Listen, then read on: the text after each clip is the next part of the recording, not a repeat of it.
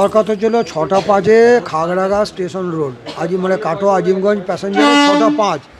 এসে দেখছি ট্রেনটা আগুনে লেগে গেছে, দুর্ঘটনাগ্রস্ত হয়ে পড়ে রয়েছে এবং পোড়া দুর্গন্ধ, আতঙ্কগ্রস্ত হয়ে রয়েছে আমরা।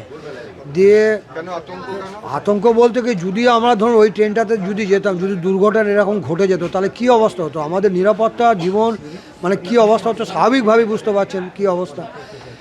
আর এখন সেই জন্য অনেকটা সময় নষ্ট করে এই 8:10 এখন ওই আজিমগঞ্জ কাটোয়া আজিমগঞ্জ প্যাসেঞ্জার আমরা অবশ্য তো দেখতে পাচ্ছি আতঙ্কগ্রস্ত, জল পোড়া দুর্গন্ধ, আবার টেকা দেয়। হঠাৎ করে খবর পেলাম যেরকম কোচের মধ্যে আগুন লেগেছে, তা হঠাৎ করে চলে এলাম, দেখলাম যে হ্যাঁ সত্যি করে মারাত্মক অবস্থা।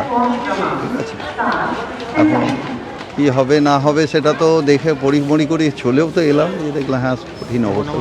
কাটোয়া স্টেশনে দাঁড়িয়ে থাকা ট্রেনে ভয়াবহ আগুন। কাটোয়া স্টেশনের 2 নম্বর প্ল্যাটফর্মে ঘটে এই ঘটনা, যেখানে দাঁড়িয়ে থাকা ট্রেনের কামরায় আগুন লেগে যায়। দমকলের 2টি ইঞ্জিনের চেষ্টায় আগুন নিয়ন্ত্রণে আসে, যদিও আগুন কিভাবে লাগলো তার কারণ এখনো জানা যায়নি। ভোর 4:30-র সময় সেই ট্রেনের একটি কোচে হঠাৎ করেই আগুন লাগে এবং বিধ্বংসী আগুন।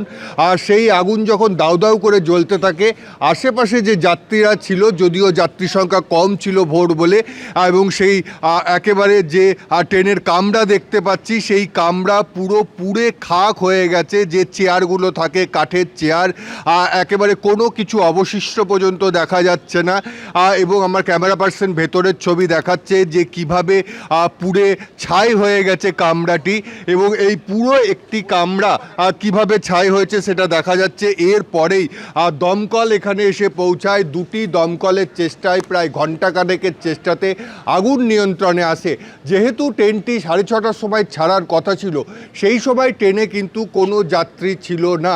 কিন্তু কিভাবে আগুন লাগলো, এটাই সবথেকে বড় প্রশ্ন হচ্ছে, কিভাবে আগুন লাগলো। আর যাত্রী থাকলে তার কি ভয়ানক পরিস্থিতি হতো, সেটা কিন্তু এই আগুনের যে আগুন যেভাবে একেবারে পুড়ে খাক করে দিয়েছে এই কামরাটি, সেখান থেকেই কিন্তু স্পষ্ট বোঝা যাচ্ছে।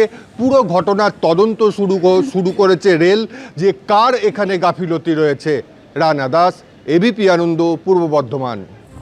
কাটোয়া স্টেশনে দাঁড়িয়ে থাকা ট্রেনে ভয়াবহ আগুন লাগলো। 2 নম্বর প্ল্যাটফর্মে দাঁড়িয়ে থাকা ট্রেনের কামরায় আগুন লাগে, দেখতে পাচ্ছেন সেই ছবি।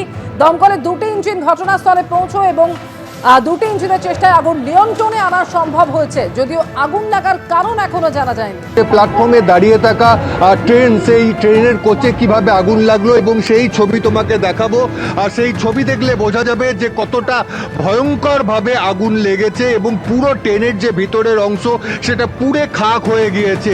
এবং যখন আগুন লেগেছে তার কিছুক্ষণ পরেই কিন্তু এই ট্রেন ছাড়ার কথা ছিল, এবং এটি ফার্স্ট ট্রেন ছিল, যেটি 6:20-30 সময় এটা ছাড়ার কথা। কিন্তু সেই সময় যখন ট্রেনটা ছাড়ে প্রচুর লোক থাকে, যাত্রী থাকে, সেই সময় যদি এই দুর্ঘটনা ঘটতো তাহলে সেটি কি ভয়ঙ্কর রূপ নিত, সেটাই কিন্তু প্রশ্ন উঠছে। এবং প্রশ্ন উঠছে যে কিভাবে লাগলো। এখানে আরপিএফ, এই 2 নম্বর প্ল্যাটফর্মেই রয়েছে আরপিএফ, জিআরপি, তাদের এখানে অফিস রয়েছে, তাদের কর্মীরা ডিউটিতে রয়েছে, তার সত্ত্বেও কিভাবে আগুন লাগলো সেটাই সব থেকে বড় প্রশ্ন। ইতিমধ্যেই যেটা শোনা যাচ্ছে যে হাওড়া ডিভিশন থেকে একটি তদন্ত কমিটি যেমন আসছে, তেমনি ফরেন্সিক ডিপার্টমেন্টের যারা কর্মী রয়েছে তারাও আসছে, তারাও তদন্ত করে দেখছে যে কিভাবে আগুন লাগলো। কোনো রকম কি আগুন থেকে কেউ কি কোনো আগুন এখানে ফেলেছিল, বা কোনো রকম আগুন থেকে হয়েছে, না শর্ট সার্কিট থেকে হয়েছে, এবং কারো কোনো গাফিলতি রয়েছে কিনা, আরপিএফ জিআরপি কারো কোনো গাফিলতি রয়েছে কিনা সেটাও দেখা হচ্ছে।